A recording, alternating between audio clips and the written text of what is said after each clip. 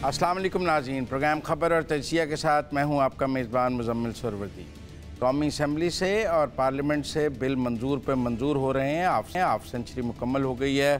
PEMRA तरमीमी bill 2023 भी मंजूर हो गया। मैं ज़ाती तौर पर इस बिल की कुछ शिकों से बहुत इत्तफ़ाक़ करता हूँ और मेरे नज़दीक वो अच्छी हैं। हमारे जर्नलिस्टों की सैलरीज़ को इसमें तहफ़्फ़ुज़ दिया गया है, सैटेलाइट चैनल्स की फ़ीसों के हवाले से तहफ़्फ़ुज़ दिया गया है और दीगर पहले जो चैनल बंद करने का अख्तियार सिर्फ चेयरमैन पैमरा के पास था, वो अब अथॉरिटी के पास चला गया है। उसमें सिविल सोसाइटी और दूसरे मेंबरान जो हैं, आम सिविल शहरियों को भी शामिल है, जर्नलिस्टों की तंजीम भी शामिल की गई है, नुमाइंदगान को शामिल किया गया है। तो बेसिकली कुछ ब्रॉडर किए गए इख्तियारात को फ़र्द वाहिद से निकाला गया है। और भी चीज़ें इसमें कुछ बेहतर हैं। डिसइंफॉर्मेशन की बाकायदा डेफिनेशन दी गई है, उसके अलावा चीज़ों को रेगुलेट करने की कोशिश की। हर चीज़ में मज़ीद बेहतरी की भी गुंजाइश होती है, लेकिन मेरे नज़दीक ये अच्छी काविश है। लेकिन हमारा आज का टॉपिक ये नहीं है।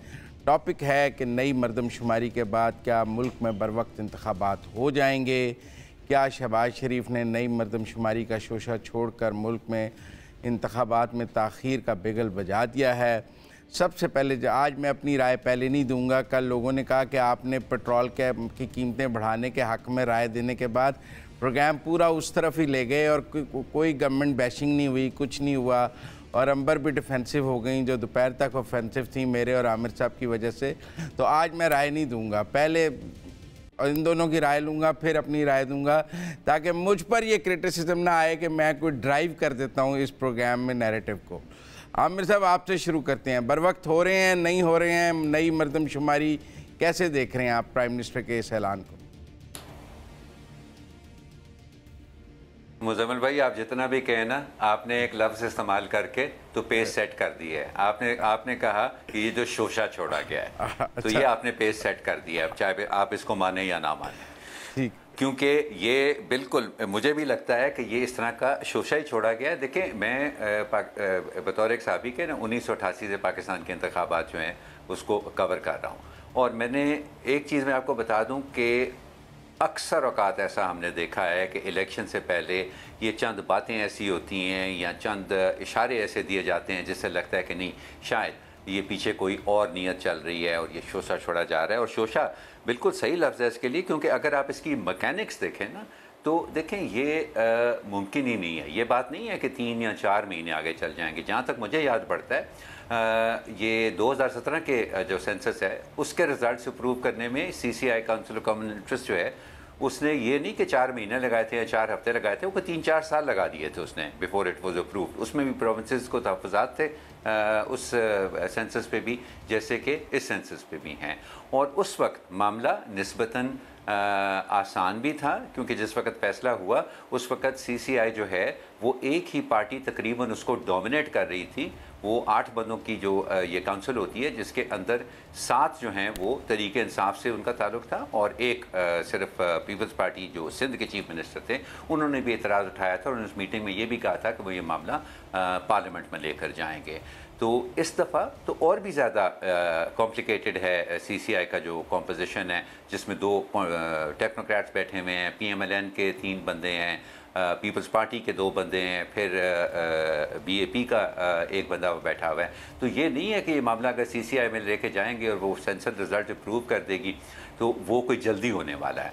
और फिर अगर वो कर भी दे अप्रूव, तो उसके बाद डिलिमिटेशन का काम बड़ा ट्रिकी और बड़ा लंबा काम होता है, वो इतनी आसानी से नहीं हो सकता। वो पिछली दफ़ा आपने प्रोविजनल रिजल्ट्स जो थे 2017 के इलेक्शंस के ऊपर, उसकी बेसिस पे अगर 2018 के इलेक्शंस करा दिए थे, तो उसमें भी आपने देखा कि वो जल्दी जल्दी सिर्फ खानेपुरी के लिए उन्होंने 2 कॉन्स्टिट्यूंसीज यहाँ से कम करके वहाँ डाल दी, कुछ कॉन्स्टिट्यूंसीज की उन्होंने जल्दी जल्दी शक्ल बदल दी, लेकिन उसका कोई खातिर खा असर इलेक्शंस पे नहीं हुआ। तो मुझे लगता है कि ये मुमकिन नहीं है कि इस सेंसस को कंसिडर भी किया जाए as a basis for the next elections, और इसके तहत कराना तो साफ मुझे लगता है कि ये इलेक्शंस को 2-4 महीने नहीं बल्कि बहुत आगे ले जाने की एक कोशिश होगी या शायद एक ख्वाहिश होगी।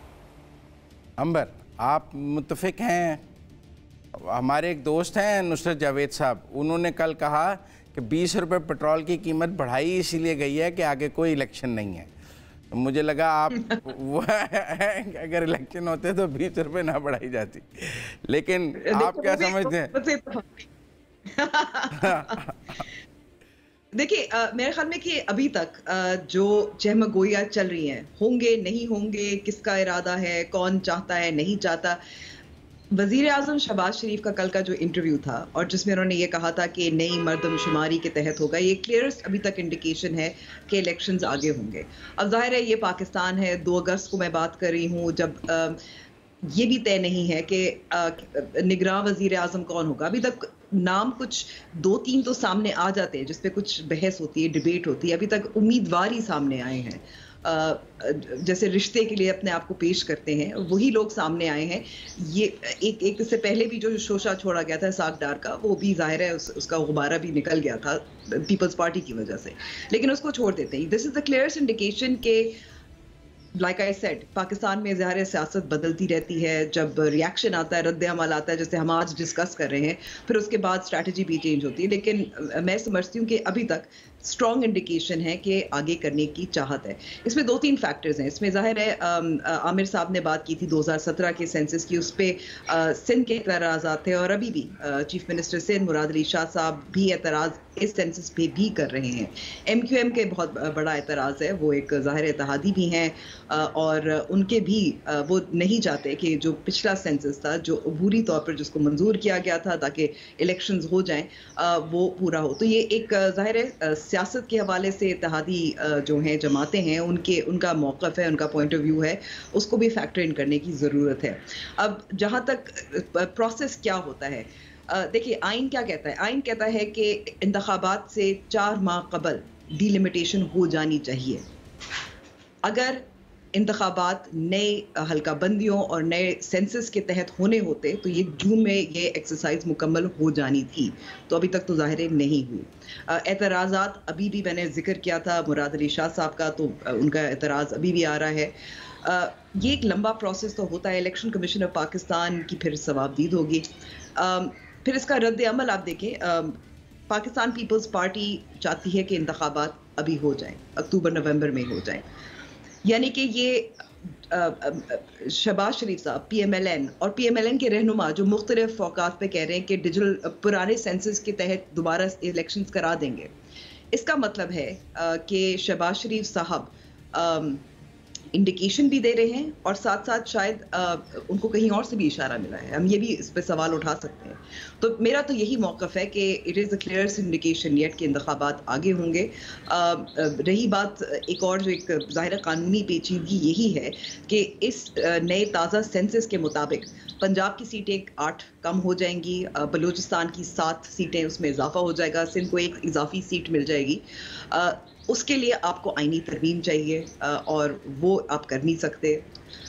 तो ये जो इबहाम, ये जो चहमा गोइयाँ हैं, मेरे ख्याल में कि कल मियां शहबाज शरीफ साहब ने इतना इंडिकेशन तो दे दिया है कि इलेक्शंस आगे करने की सोच रहे हैं, जिसका मतलब एक एक्सटेंडेड टेक्नोक्रेट है, जिसका मॉडल अभी हमें पंजाब और खैबर पख्तूनख्वा में नज़र आया है, जो ज़ाहिर है आइन और मेरे ख्याल में की खिलाफ वर्जी मैं तो समझती हूँ, क्योंकि बहुत देर हो गई है, इंतखाबात हो जाने चाहिए।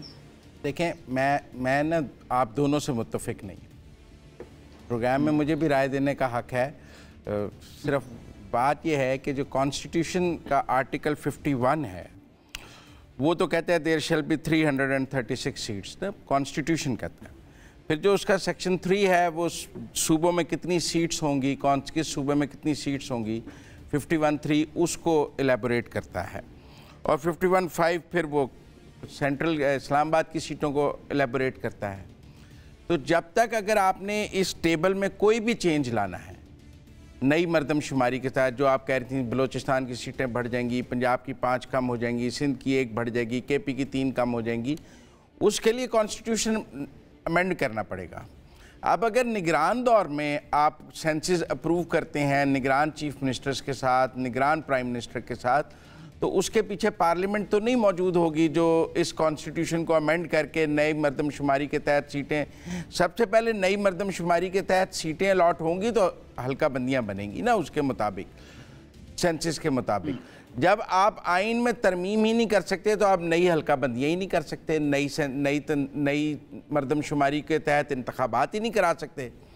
इसका ये मतलब है कि इस वक्त कौमी असम्बली में आपके पास 2/3 नहीं है, टोटल अरकान 2/3 से कम है ना, बाकी रिज़ाइन। तो आप इस वक्त आइनी तरमीम कल चाहते हुए भी नहीं कर सकते। लिहाजा अगर नई मरदमशुमारी नोटिफाई भी हो जाए, CCI से अप्रूव भी हो जाए, तो इलेक्शन कमीशन कहेगा कि पार्लियामेंट से तरमीम करा के लाएं, फिर मैं हल्काबंदियाँ करूँगा। उससे पहले मैं पार्लियामेंट्री तरमीम के बगैर नई हल्काबंदियाँ, जब तक कॉन्स्टिट्यूशन में हल्के लिखे जाते हैं, हमारे यहाँ जो हल्कों की तादाद है वो कॉन्स्टिट्यूशन में लिखी जाती है, कोई एक्ट ऑफ पार्लियामेंट नहीं है। लिहाजा ना ऑर्डिनेंस जारी हो सकता है ना कुछ हो सकता है। इसलिए मुझे ये लगता है कि ये गुफ्तगू ही फजूल है। पुरानी मरदमशुमारी के तहत ही इलेक्शन होंगे, नई मरदमशुमारी नोटिफाई भी हो जाए तो उसके तहत हल्काबंदियाँ नहीं हो सकेंगी क्योंकि पार्लियामेंट मौजूद नहीं होगी। अब आप ये कहें कि इलेक्शन डिले करने का एक तरीका है, मैं ये पूछ रहा हूँ कि जब तक इलेक्शन नहीं कराएंगे, पार्लियामेंट नहीं आएगी, तो क्या ताहयात इलेक्शन नहीं कराएंगे? ताहयात पार्लियामेंट नहीं आएगी। मेरा मतलब है अगर 2 साल बाद भी आपने करानी है तो बगैर पार्लियामेंट के ही करानी है ना। पार्लियामेंट तो 2 साल में नहीं आ जाएगी, 6 माह बाद नहीं आ जाएगी कि वो इस नई मरदमशुमारी की तरमीम कर ले। यहाँ कोई सुप्रीम कोर्ट फुल कोर्ट से नई मरदमशुमारी को रीराइटिंग ऑफ द कॉन्स्टिट्यूशन कर ले, या पुरानी मरदमशुमारी के हलकों पे इलेक्शन होंगे, तो शोशा ही है। क्यों आमिर? ठीक है, आमिर साहब आप कुछ कह रहे थे। नहीं देखिए मतलब साहब इसके जी मैं ये कह रहा था कि ये 2 चीज़ें हैं ना जी। एक तो ये है कि सीटों की तादाद बदलना, उसके लिए तो जाहिर है कि एक आइनी तरमीम चाहिए, लेकिन ये कोई ज़रूरी नहीं होता कि नए सेंसस के आने के बाद वो सीटों की तादाद को ज़रूर ही बदला जाए। वो नए सेंसस को डीलिमिटेशंस के ज़रिए भी एडजस्ट किया जा सकता है।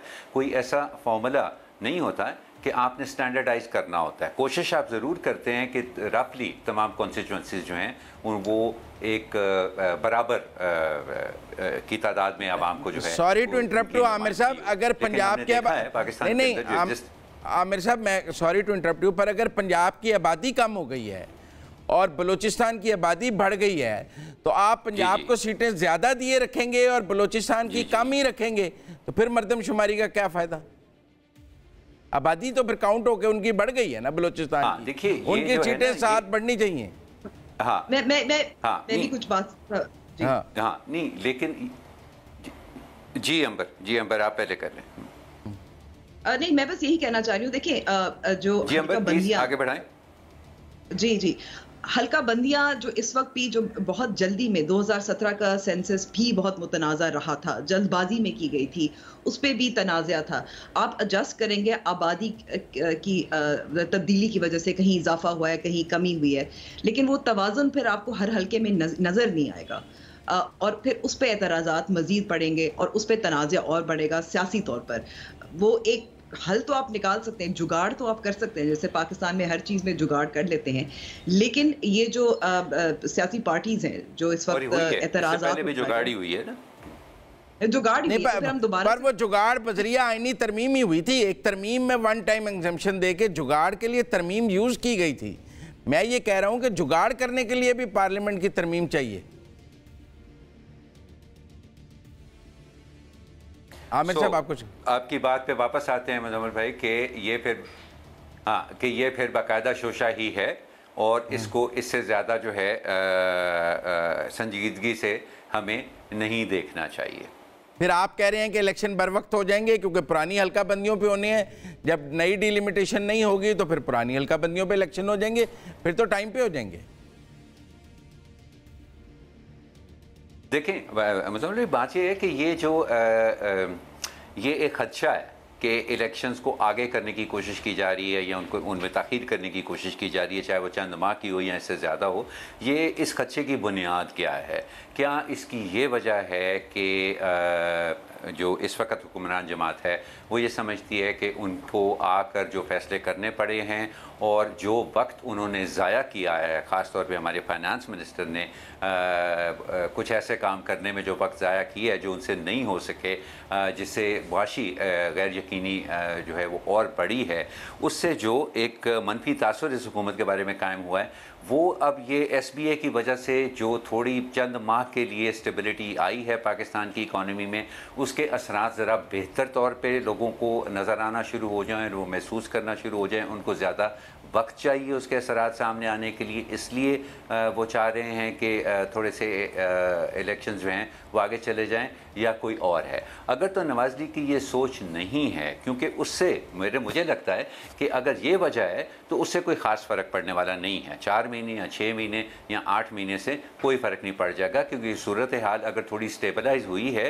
तो इस हद तक नहीं संभली है कि आज से 4 महीने या 6 महीने बाद लोगों को कोई बहुत बड़ी बेहतरी नज़र आना शुरू हो जाएगी। इसीलिए पीपल्स पार्टी बार बार कह रही है कि बेहतरीन तरीका इस सूरत हाल को संभालने का यही है कि बर वक्त इलेक्शन हो। तो मैं मुजम्मिल भाई आपकी बात का जवाब यही कह के दे सकता हूँ, मुझे तो लगता है कि ये होंगे वक्त के ऊपर इलेक्शन, और मैं नहीं समझता हूँ कि ये और हो सकता है 1-2 दफ़ा कोई इस तरह की शोशा छोड़ा जाए और कोई उस तरह के फिर से ये खदशात जो है वो जानबूझकर पैदा किए जाएँ इलेक्शंस के बारे में।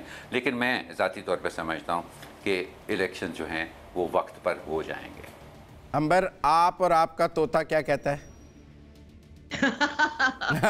मेरा तोता ये कहता है कि ये आखिरी मिनट तक चहमगोइयां तो चलती रहेंगी। हाँ। और इसमें आपको क्लियर लाइंस भी जो नजर आ रही हैं। अभी तक एक जो स्पेकुलेशन थी और कुछ लोग जाहिर कुछ खबर भी है, लोग बताते हैं कि पाकिस्तान मुस्लिम लीग नवाज में भी एक स्प्लिट है, वक्त पे होंगे या ताखीर की जाए। उसमें कल वजीर आजम का ये कहना, इससे ये जाहिर होता है कि उनकी जमात में उनके साथ लोग हैं और जो उनके पीछे जो उनका तावन कर रहे हैं, उनकी जाहिर ख्वाहिश ये है और कोशिश हर तरीके से होगी। कॉम्प्लिकेशंस जाहिर है पाकिस्तान पीपल्स पार्टी एक तरफ है जो इत्तेहादी जमात भी, लेकिन कॉम्प्लिकेशन एक और भी है। अब आप IMF की बात भी कर रहे हैं तो स्टैंड बाय एग्रीमेंट कोई मेरे ख्याल में 6 माह तक उसकी मुद्दत जो है वो मार्च में ख़त्म हो जाएगी, और उस पर यह शर्त भी रखी गई है कि जो नई हुकूमत आएगी फिर उसका अगला आपको किस्त भी मिलेगी। तो किस हद तक पाकिस्तान मुस्लिम लीग नवाज और जो उनको सपोर्ट कर रहे हैं वो प्रिवेल करेंगे, इसमें रेजिस्टेंस तो नज़र आ रही है। मैं इतने वसूख से नहीं बता सकती, मैं कह सकती जैसे आमिर साहब ने कहा था कि वक्त पे ही इंतखाबात होंगे, इसलिए क्योंकि इशारा तो यही नज़र आ रहा है कि कोशिश तो की जा रही है। लेकिन ये कुछ कॉम्प्लिकेशंस हैं, जिसमें IMF है, जिसमें आईनी तरमीम है जिसका आपने जिक्र किया था। इसकी वजह से यही लग रहा है कि शायद वो प्रिवेल ना करें। I mean, I don't want to take a position on this. I just think that इसमें आपको एक जो इशारा मिल रहा है, जो ख्वाहिश नज़र आ रही है, क्या वो फोर्सेस किस हद तक प्रिवेल कर सकती हैं। आप जुगाड़ की बात की थी सेंसस में, जुगाड़ तो हम आइन में, कानून में हर तरीके से निकाल सकते हैं। अभी तक पंजाब और खैबर पख्तूनख्वा में मुंतखब हुकूमत नहीं है, वो भी हमने जुगाड़ निकाल लिया था। तो जुगाड़ है पाकिस्तानी कौम का। ठीक है, सबसे पसंदीदा। फिर काउंट ये बना कि आमिर साहब कह रहे हैं कि इंतखाबात वक्त पर हो जाएंगे।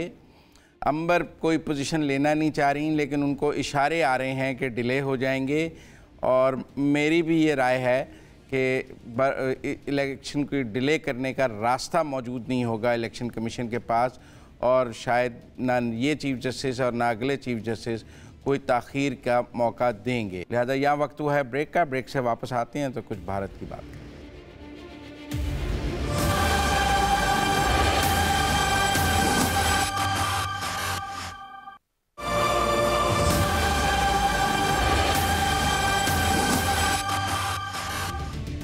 ब्रेक के बाद खुशामदीद नाजरीन 5 अगस्त 2019 को भारत ने मोदी की हुकूमत ने कश्मीर की खसूसी हैसियत ख़त्म करके मकबूजा कश्मीर की उसको भारत में ज़म कर लिया था।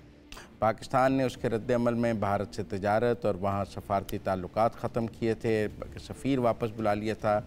लेकिन 2019 के बाद से अब वो मुकदमा इंडियन सुप्रीम कोर्ट में भी ज़ेर समात है क्या कि वो भारतीय पार्लियामेंट का वो इक़दाम आइन के मुताबिक था या नहीं था। लेकिन बहरहाल आज भारत की जो सूरत हाल है उस पर हम बात करेंगे। पहले चलते हैं आमिर साहब के पास। आमिर साहब, एक तो 5 अगस्त 2019 का वाक़या है जिसके बाद मकबूजा कश्मीर की सूरत हाल भारत ने तब्दील की, उसे जम्मू कश्मीर तंजीम-ए-नौ बिल का नाम दिया गया।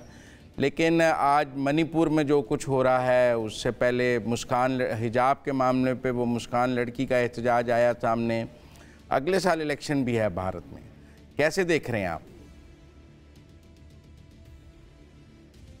मुज़म्मिल भाई, अभी अगर कश्मीर का क्योंकि एक बहुत ही लॉन्ग ड्राउन आउट प्रॉब्लम है और उसके अंदर मौक़िफ़ भी निस्बतन बड़े वाज़े हैं, भारतीय मौक़िफ़ भी और पाकिस्तानी मौक़िफ़ भी, उसको अगर ज़रा आप साइड पे रखें, लेकिन और भारत की आप जो दाखिली सूरत हाल है उसके ऊपर ज़रा नज़र डालें तो ये एक परेशान कुन सी वहाँ पर उसकी उनकी सियासत के अंदर एक चीज़ आई है।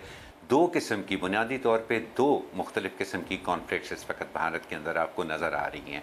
एक तो उनके कुछ ट्राइबल झगड़े, जैसा कि आप मणिपुर के अंदर देख रहे हैं, जो कि बुनियादी तौर पे जिसका ताल्लुक़ जो है वो इलाके से है, इलाके की सियासत से है और वहाँ पर सियासी इख्तियारात जो हैं उनकी तकसीम से है। और दूसरा उससे बहुत बड़ा मसला जो भारत को इस वक्त सामने उनके है वो उनको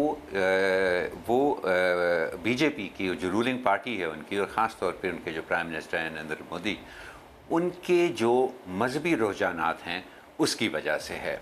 और वो अब इतने वाज़े हो गए हुए हैं पिछले 1-2 सालों के अंदर कि जहां मणिपुर की तरह ट्राइबल कॉन्फ्लिक्ट्स भी हैं, वहाँ पर भी आप उनको उन कॉन्फ्लिक्ट्स के अंदर भी एक मजहबी अंसर नज़र आना शुरू हो गया है। और उसकी एक बहुत बड़ी वजह ये है कि ये उस तरह की कशीदगी नहीं है, उस तरह की टेंशन्स नहीं हैं, रिलीजियस टेंशन्स या कम्यूनल टेंशन्स उस तरह की नहीं है जो कि अवाम से उठते और फिर उनको हुकूमतों को निमटना पड़े, उनसे उनको थोड़ा ठंडा करना पड़े या उन पर किसी न किसी तरीके से काबू पाना पड़े। ये बिल्कुल उलट है मामला। ये जो कम्यूनल टेंशन इस वक्त आपको इंडिया में नज़र आ रही है, ये बेसिकली बीजेपी के जो रहनुमा हैं और जिसमें नरेंद्र मोदी अकेले नहीं हैं, वो और कई रियासती रहनुमा उनके, जिनमें उत्तर प्रदेश के भी चीफ मिनिस्टर जो हैं वो शामिल हैं, वो उनका जो एटीट्यूड है, जो उनकी अपनी सबसे बड़ी अक़लियत की जानिब और जो उनका खुल्लम खुल्ला सपोर्ट है वो उस हिंदू एक्सट्रीमिज़म की सोच को जो आपको भारत में नज़र आ रही है, ये ट्रिकल डाउन इफ़ेक्ट हो रहा है। ये हुकूमत की तरफ से नीचे लोगों में और आवाम में फैला जा रहा है और उसको वो हमें कई तरीके से नज़र आता है कि कहीं पर फसाद होना है, हुकूमत ने रिएक्ट ही नहीं करना उसके ऊपर। उनको पता है कि एक अक़लियती किसी इलाके की जो एक अक़लियत है उस पर अक्सरियत जो है वो उसके साथ ज़्यादती कर रही है, लेकिन उन्होंने उसका कोई उसके ऊपर कोई एक्शन नहीं लेना, उसको कोई वो नहीं देनी। दूसरी, उनके वो बयानात जिसमें वो हीले बहानों से, कभी कभी तो खुलकर, लेकिन ज़्यादातर वो हीले बहानों से ये इशारा करते रहते हैं कि जी अगर मुसलमानों ने वहाँ पर रहना है, पुरअमन ज़िंदगी गुजारनी है, तो उनको ये मान के चलना होगा कि ये एक हिंदू मेजॉरिटी नेशन है। ये लॉन्ग टर्म के अंदर ये बहुत बड़ी प्रॉब्लम्स हैं जो इस वक्त इंडिया सिर्फ इसलिए इग्नोर कर पा रहा है कि वो उसकी जो अर्बन बेस्ड इकॉनमी है वो एक बूम सिचुएशन के अंदर है। वो उनको लग रहा है वो इंडिया राइजिंग और India as a new economic power का जो उनका वो नारा है उसको वो इस वक्त राइड कर रहे हैं। तो वो समझते हैं कि ये मुश्किलात जो हैं ये वक्त के साथ साथ खुद ही चली जाएंगी, या वो उनकी इकोनॉमिक स्ट्रेंथ जो है वो उनको ओवर पावर कर लेगी। लेकिन ये उनको जहन, ये मेरा ख्याल है कि वहाँ की लीडरशिप को ये अभी मानने में कुछ आर है कि ये उनकी जो अक्सरियती आबादी भी है जी, उसकी भी कुछ 14 से 15 करोड़ की तादाद है वहाँ पर। उनकी जो अक़लियती आबादी है उसकी भी 14 से 15 करोड़ की तादाद है। और अगर इसको टॉप डाउन ना संभाला गया, क्योंकि ये उसका ओरिजिन ही ऊपर से है, वो नीचे से नहीं है, ग्रास रूट से नहीं है, और उसको अगर ना संभाला गया तो ये शायद उनके वहमो गुमान में भी ना हो कि कितनी जल्दी ये आग वहाँ पर फैल सकती है। अंबर आप क्या इसकी वजह से मेरा ख्याल है कि वो जी मुकम्मल करें। हाँ, नहीं, मैं कह रहा हूँ कि इसकी वजह से उनको इस वक्त जो है वो कश्मीर, मेरा ख्याल है जो कि ओवरऑल इंडिया के अंदर हो रहा है, कश्मीर उनके लिए निस्बतन एक कम मसला उनको भारतीय हुकूमत को लग रहा है कंपेयर टू दिस। हालांकि उसको भी वो उतनी अहमियत नहीं दे रहे जितनी कि उनको देनी चाहिए, लेकिन उनकी प्रायोरिटीज़ में और उनकी ख्वाहिश भी यही है कि कश्मीर को अभी ऐसे पीछे धकेल दिया जाए कि उसकी ना भारत के अंदर और ना ही भारत के बाहर कोई वाज़ेह बात हो या उसके बारे में कोई शोर मचे। अंबर, बेशक उन्होंने 5 अगस्त 2019 को एनेक्स तो कर लिया, लेकिन मकबूजा कश्मीर में जो आज़ादी की तहरीक है वो वैसे ही हम देखते हैं, वहाँ इंटरनेट बंद है, लॉ एंड ऑर्डर की वही सूरत हाल है। तो टेक्निकली तो इंडिया को क्या फ़ायदा हुआ ये करके, एक लीगल प्रोसीडिंग्स के अलावा? टेक्निकली उनको फ़ायदा एक अपने जैसे आमिर साहब भी बता रहे थे, नरेंद्र मोदी हो, बीजेपी हो, उनका एक नज़रिया है और उस नज़रिए के तहत वो समझते हैं कि ये मकबूजा कश्मीर जो है भारत का हिस्सा है और एक उनके लिए ये एक फ़तह थी। लेकिन दूसरी तरफ आप देखें कि जो एक मॉडल कश्मीर में उन्होंने बनाया हुआ है, यानी कि इंटरनेट बंद है, मज़ालिम है। इस वक्त हमें ये भी नज़र आ रहा है कि जो मणिपुर है वहाँ बेशक आप कह सकते हैं कि ये एक बहुत मशहूर बात कही जाती है कि इंडिया को ये एडवांटेज है कि इतना बड़ा मुल्क है कि जब इस किस्म की वायलेंस या क्लैशेस होती हैं वो आपके क्योंकि पेरिफेरीज पे होती हैं तो वो आपके अर्बन एरियाज को इम्पैक्ट नहीं करती। लेकिन जाहिर है जब इतने साल जब अक्सरियती जो बिरादरी है वो हावी होने की कोशिश करो अक़लियतों पर, तो उसका जाहिर है कहीं ना कहीं रेजिस्टेंस या प्रोटेस्ट या असर तो आता है। अब आप देखिए इस वक्त हरियाणा जो दिल्ली के बहुत करीब है, वहाँ इस वक्त हिंदू मुस्लिम क्लैशेस चल रहे हैं। वहाँ भी आपको देखिए इंटरनेट बंद कर दिया गया है, कोशिश की जा रही है कि पुलिस डिप्लॉय हो बहुत बड़ी तादाद में। ये आपका सेंटर है। तो दूसरी तरफ आप देखें मणिपुर में भी उनको उनको अपने बॉर्डर सिक्योरिटी फोर्सेस जो चीन के साथ सरहद पे रखते हैं वहाँ उनको रीडिप्लॉय करने पड़े। तो जब इस किस्म की आप बार बार अक़लियतों पे हावी होने की कोशिश करते हैं तो ये राइज अप होता है, बबल अप होता है और जाहिर है असर तो होता है। अब मसला जाहिर है भारत में ये है कि एक स्ट्रॉन्ग अपोजिशन नहीं आई। मणिपुर के मामले में आपको कई सियासी जमातें जिसमें ज़ाहिर है कांग्रेस भी शामिल है वो रेजिस्ट तो कर रही हैं। उन्होंने नो कॉन्फिडेंस मोशन पेश किया है मोदी के खिलाफ, हालांकि वो जीत नहीं सकते क्योंकि उनके पास नंबर्स नहीं है, लेकिन एक सिंबॉलिक एक उसकी वैल्यू है कि मोदी जी बात करेंगे इस पर। लेकिन दूसरी तरफ आप ये भी देख रहे हैं कि राहुल गांधी को नाअहल तो कर दिया गया है और इसके ज़ाहिर है बात हो सकती है हमारे अपने पाकिस्तान में क्या कुछ चल रहा है, लेकिन राहुल गांधी को नाअहल करने के बावजूद आप देख रहे हैं कि कुछ ऐसी रियासती इंतखाबात हैं जहां उनकी थोड़ी बहुत सपोर्ट जो इरोड हो रही है। सो इंतखाबात के हवाले से मकबूजा कश्मीर के हवाले से मैं कहूँगी कि ये इतना लॉन्ग सिमरिंग कॉन्फ्लिक्ट है कश्मीर का कि इस पे नई बात, मजीद बात, मूवमेंट आपको नजर नहीं आ रही। लेकिन इसका जो मॉडल और पैटर्न आपको भारत में दीगर इलाकों में उसका ज़ाहिर असर कुछ फैल रहा है, वो मेरे ख्याल में एक खतरा बन सकता है to some extent. That's my take. ठीक, देखिए मैं समझता हूँ कि अगर हम 5 अगस्त 2019 के बाद अब हम 2 अगस्त 2023 में हैं, 4 साल हमने उस पर प्रोटेस्ट क्या किया है।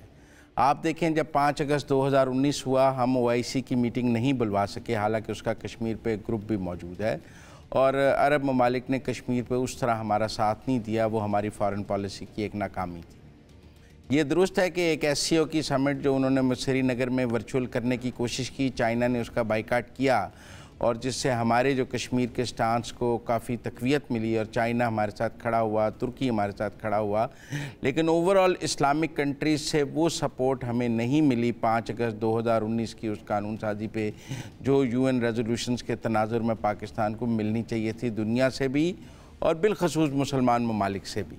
और मैं समझता हूँ कि फ़ॉरेन पॉलिसी के फ्रंट पे 5 अगस्त 2019 के बाद हम कोई इतने कामयाब नज़र नहीं आए हैं। हमने ज़रूर भारत से ट्रेड बंद की है, हमने सफ़ीर भी वापस बुला लिया है, लेकिन आप देखें ना कि हम क्रिकेट टीम वो नहीं हमारे यहाँ भेजते, हम उधर भेजने के लिए कमेटी बना रहे हैं। हॉकी की टीम आज वहाँ गई हुई थी, उसका वहाँ इस्तकबाल हो रहा था।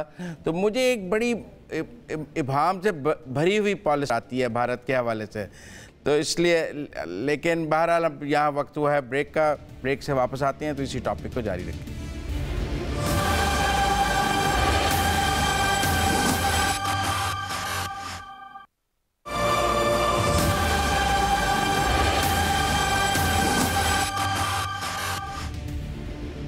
ब्रेक के बाद खुशामदीद नाजरीन। हम बात कर रहे थे 5 अगस्त 2019 को जो भारत ने यूनिलैटरली कश्मीर को अपने साथ किया, यूएन रेजोल्यूशन को डिनाई करके।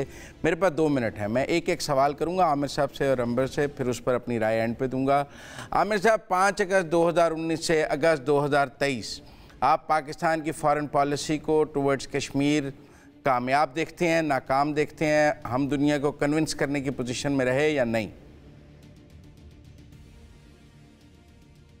मुजम्मिल, मैं देखता ही नहीं हूँ पाकिस्तान की फ़ॉरेन पॉलिसी को इस तनाज़र में। मेरा ख़्याल है कि हुकूमत ने कहीं ना कहीं ये फ़ैसला किया कि इससे इस मसले को ज़्यादा उछाला ही ना जाए। और ये बात मैं इसलिए कर रहा हूँ कि देखें, इंडिया ने भी एक डिलिबरेट अपनी पॉलिसी बनाई जब उन्होंने आर्टिकल 370A को उन्होंने कहा कि हमने ख़त्म करना है और कश्मीर को हिस्सा बनाना है हमने अपने मेन लैंड इंडिया का। तो साथ ही साथ उन्होंने ये भी फैसला किया कि हमने पाकिस्तान को से अपने आप को डिसएंगेज करना है। ठीक है, मेरे पास 40 सेकंड है। अंबर आपकी राय, 40 सेकंड है। अंबर आपकी राय। रिस्पॉन्ड नहीं करना, हमने उन्हें करने दिया। ये पाकिस्तान की फॉरेन पॉलिसी फेलियर नहीं है, पाकिस्तान की इकोनॉमी का फेलियर है। ठीक है, थैंक यू। मेरे पास वक्त कम है। मैं भी समझता हूँ कि पाकिस्तान की इकोनॉमी और फॉरेन पॉलिसी का फेलियर है। हम कमज़ोर नज़र आए और उस तरह हम दुनिया को कायल नहीं कर सके जिस तरह हमें करना चाहिए था, जैसे यूएन रेज़ोल्यूशन। आज तक के लिए इतना ही। अपने मेज़बान मुज़म्मिल सरवरदी को प्रोग्राम खबर और तज्ज़िया से इजाज़त दीजिए। अल्लाह हाफ़िज़।